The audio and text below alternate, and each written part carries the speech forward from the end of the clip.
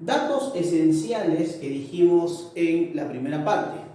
La comunicación es una facultad, no exclusivamente humana, pero es una facultad para poder transmitir una información. Esa información lo pueden, digamos, transmitir cualquier tipo, cualquier ser vivo, ¿correcto? Pueden ser dadas por los animales, las plantas, los seres vivos, y además pueden existir otros medios para producir la comunicación. Otros medios, lógicamente, u otros códigos para poder comunicarse. Por ejemplo, en este caso, olores, en este caso, el propio lenguaje en el ser humano, ¿no es cierto? Las onomatopeyas también, ¿no? Y habíamos dicho que la comunicación humana es un tipo de comunicación distinta a la de cualquier otro ser vivo porque utilizan la lengua, utilizan un código lingüístico. Eso es muy importante. Aquí es donde vamos a destacar la importancia de los elementos que van a participar en la comunicación. ¿Correcto? Aquí vamos a hablar de los elementos que van a participar en la comunicación. Y quiero que te des cuenta cómo a partir de esos elementos van a interactuar para que la comunicación como tal se lleve a cabo. Es importante entender que el elemento, ¿no es cierto?, que participa en la comunicación y hace que éste, ¿no es cierto?, de alguna u otra manera pueda transmitir una información, no es otro que el emisor, ¿correcto? Ahora, profesor, usted acá pone receptor. ¿Por qué emisor y receptor? Porque ahora te voy a enseñar, ¿no es cierto?, que los emisores también pueden convertirse en receptores. Ahora, el emisor puede tener otros nombres, por si acaso. Por ejemplo, el emisor también va a poder denominársele, por ejemplo, codificador.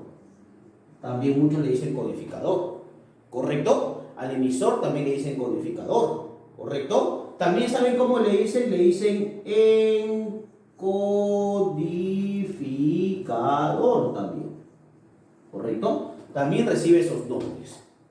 Ahora, es importante recordar que existe un emisor, ¿no es cierto? Existe un emisor que va a enviar un mensaje. ¿A quién? A un receptor, ¿correcto? Ese receptor también tiene otros nombres. Por ejemplo, al receptor también se le va a conocer como decodificador, ¿correcto?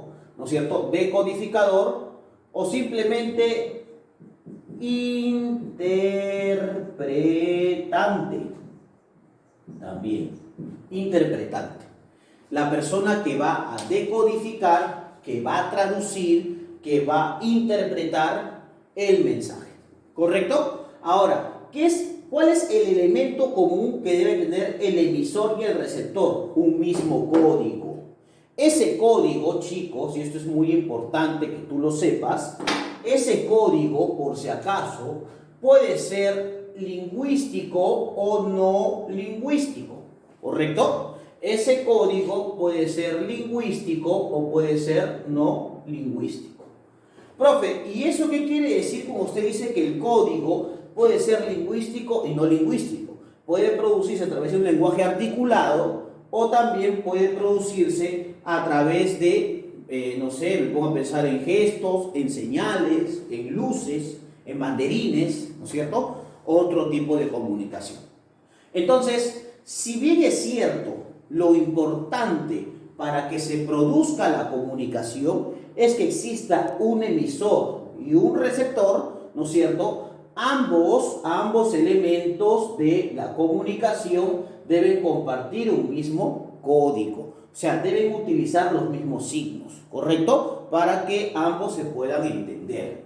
Ahora, también es muy importante recordar que el emisor y el receptor transmiten, o mejor dicho, el emisor, ¿no es cierto?, transmite un mensaje hacia el receptor, ¿correcto? El emisor, ¿no? El emisor transmite un mensaje hacia el receptor. Pero ¿cómo lo transmite? A través de un medio. Ese medio no es otro que el canal, que hace un rato te dije. Profe, ¿qué cosa es el canal? El canal no es otra cosa que el medio físico por donde viaja el mensaje. En este caso, por ejemplo, tenemos al hombre lobo, ¿no es cierto?, diciéndole a Pepito, te mataré, ¿no es cierto? Y Pepito contestando no, con los pelos de punta, ¿no es cierto? Ahí está.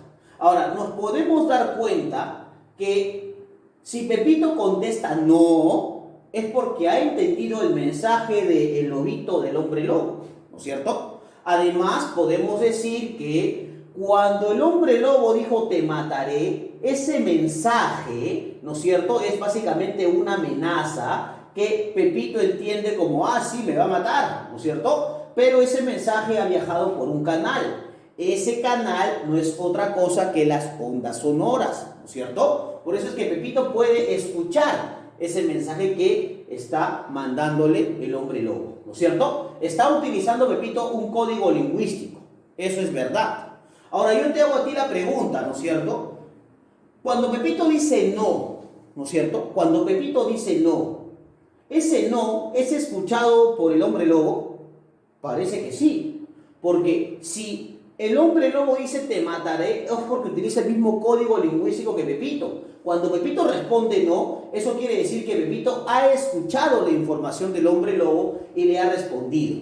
Por eso puede darse que muchas veces el emisor, ¿no es cierto?, puede convertirse en receptor y el receptor puede pasar a ser emisor.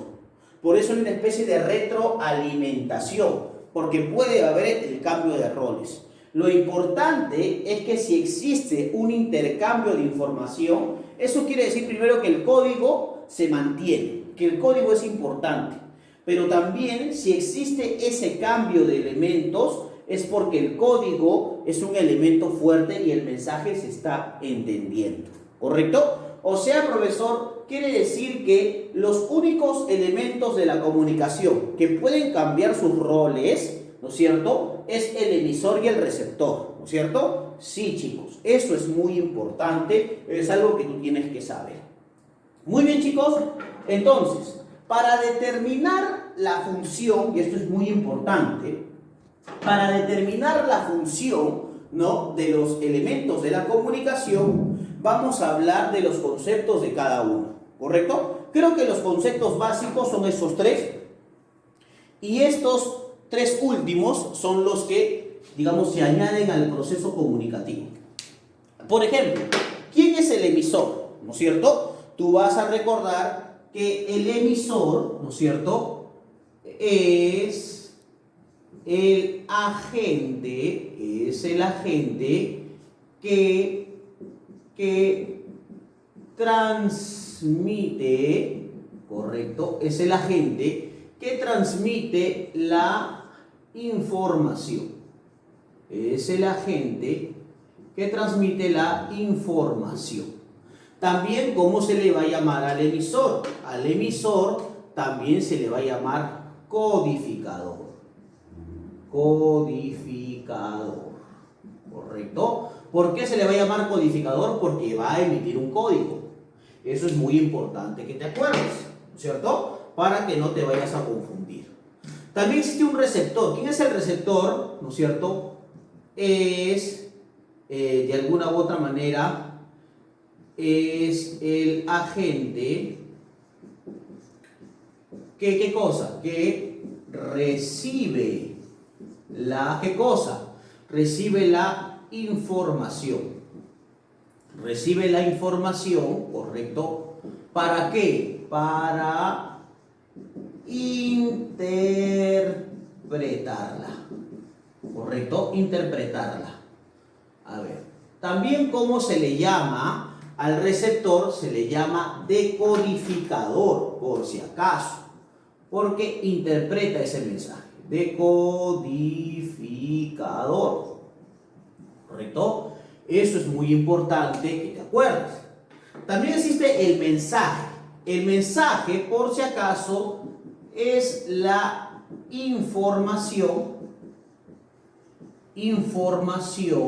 ¿correcto?, que se desea, ¿correcto?, que se desea, ¿qué cosa? Que se desea transmitir.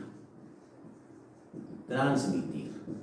Y ese mensaje que se desea transmitir une a quién, chicos, une a emisor y al receptor, ¿correcto? Eso es muy importante.